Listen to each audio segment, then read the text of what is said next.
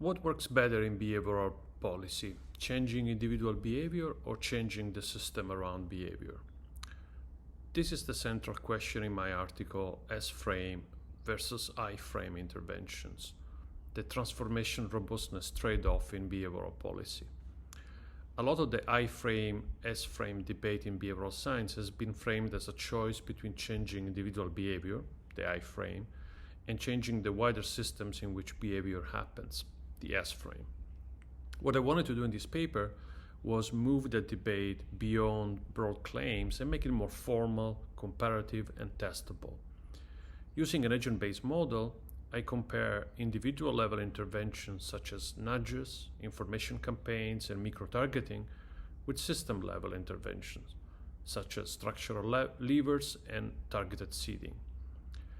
The comparison focuses on three policy-relevant sources of misspecification: imperfect structural knowledge, heterogeneous response, and external shocks. The main finding is that the debate is not really about which approach is always better. It is about a transformation-robustness trade-off. The model suggests that when structural assumptions are reasonably accurate, well-targeted system-level interventions can generate much larger and more cost-efficient change by triggering self-reinforcing diffusion. But the same reliance on spillovers and reinforcement also makes them more fragile. Targeting errors and backsliding shocks can damage system-level strategies more sharply. By contrast, individual-level interventions tend to produce smaller gains, but they're often steadier and more predictable.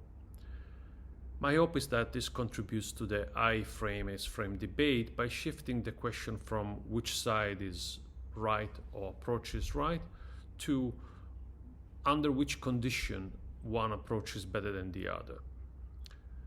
For behavioral science, that means taking structure, uncertainty, and implementation conditions much more seriously when designing policy. I'm interested to hear thoughts from colleagues working on behavioral public policy, complexity science, diffusion, and network interventions. Thank you, and I hope you enjoy reading my paper.